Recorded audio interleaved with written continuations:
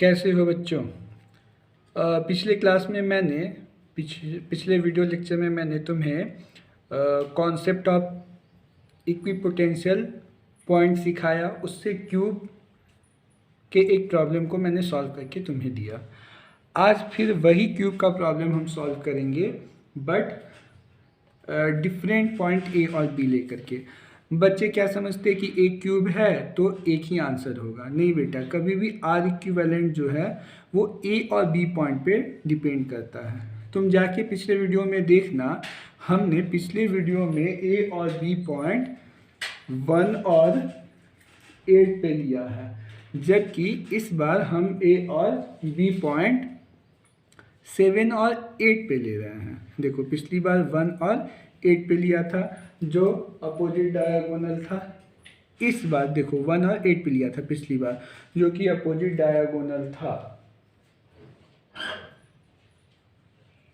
इस बार हम ए और बी पॉइंट साइड वाइज ले रहे हैं। जैसे देखो 7 से 8 कोई भी साइड ले लो, 5 से 6, 7 से 5, 1 से 2, 1 से 3, कोई भी साइड ले लो, ए और बी पॉइंट आंसर सेम आएगा। उसी तरह से पिछले वीडियो में कोई भी अपोजिट डायगोनल ले लो, आंसर उसका जो आया था वही आएगा। तो बेटा अगर इस बार हम ए और बी पॉइंट डिफरेंट पॉइंट लेते हैं 7 और 8, तो इसको हम कैसे सॉल्व करेंगे। तो फिर से मैं point of equipotential concept of equipotential concept लगा के इसको एक छोटे सर्किट में रिड्यूस करने वाला हूँ। तो कैसे, तो ठीक उसी तरह से मान लो कि तुम पॉइंट ए पे हो और बी पे तुम्हारा फ्रेंड है। तुम दोनों डिसाइड करते हो कि हम मिलेंगे पॉइंट 3 पे। तो पॉइंट 3 पे आने के लिए 7 को चलना पड़ेगा सिर्फ एक साइड। देख रहे हो, सिर्फ एक साइड, 7 to 3 ऐसे।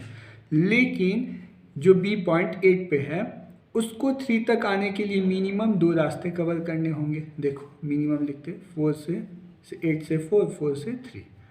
सिमिलरली अगर तुम डिसाइड करो कि नहीं हमें 5 पे मिलना है, तो 5 के लिए भी ए को तो सिर्फ एक ही पॉइंट चलना पड़ेगा, एक ही साइड चलना पड़ेगा।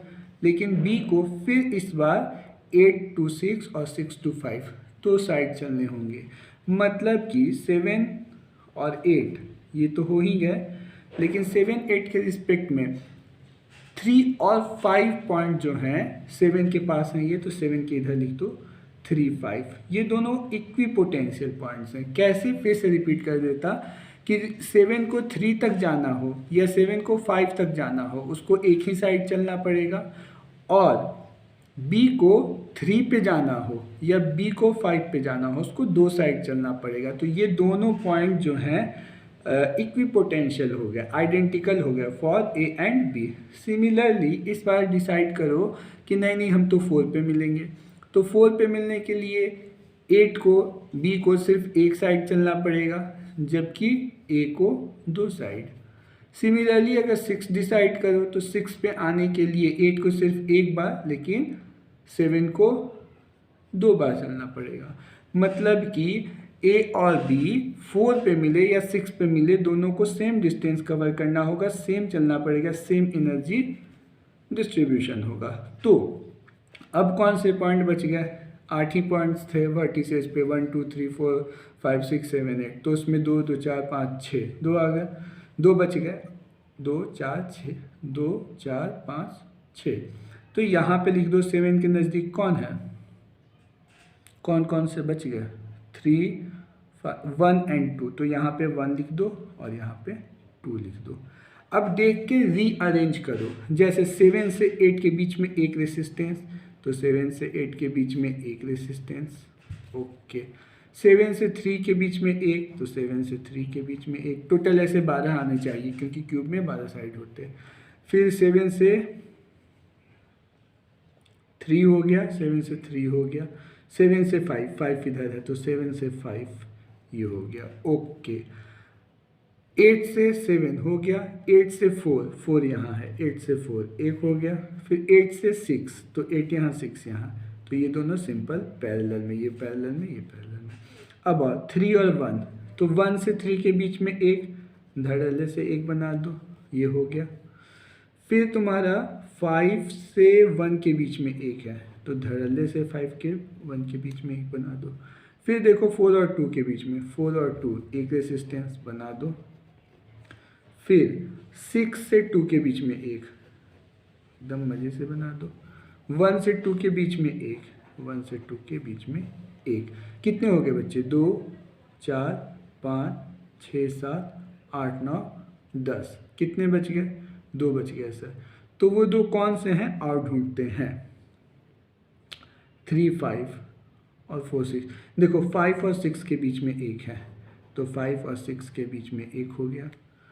फिर उसके बाद 3 और 4 के बीच में, 3 और 4 के बीच में एक है, तो ये सर्किट जो इतना कॉम्प्लिकेटेड दिख रहा था बच्चे, वो एकदम से कन्वर्ट हो गया इतने सिंपल सर्किट में। अब इसको सीरीज पैरेलल लगा के तुम काफ़ी इजी वे में सॉल्व कर सकते हो। जैसे इसको और सिंपल करोगे तो ये कैसा हो गया, यहाँ पे हो गया रेसिस्टेंस R,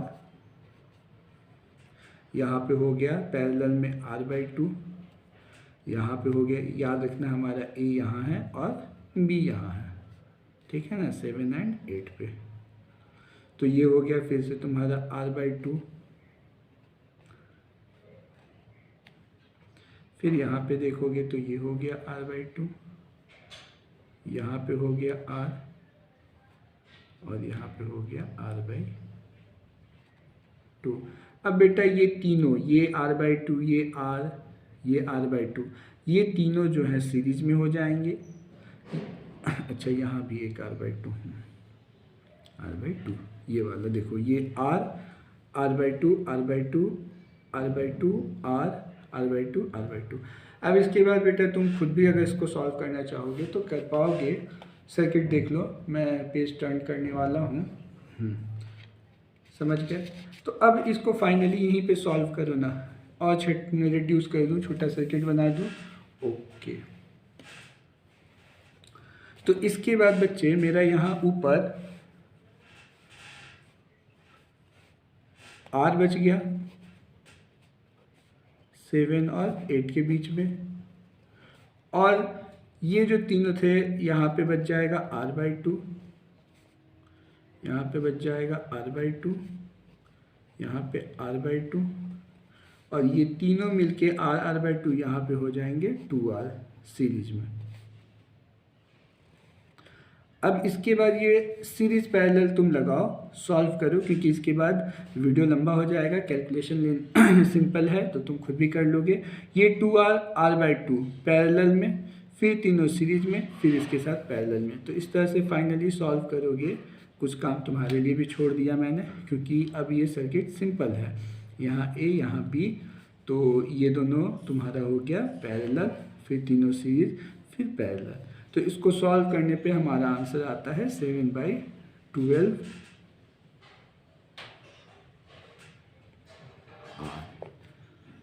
बच्चों आई होप तुम्हें ये समझ में आया होगा। मेन तो ये है तुम्हारा कि हमने कैसे इससे इसमें रिड्यूस किया, उसके बाद यहाँ से यहाँ कैसे रिड्यूस किया। इसके बाद तुम खुद का दिमाग लगाओगे, सीरीज पैरेलल मेथड से सॉल्व कर लोगे। तो आई होप कि आपको ये समझ में आया होगा।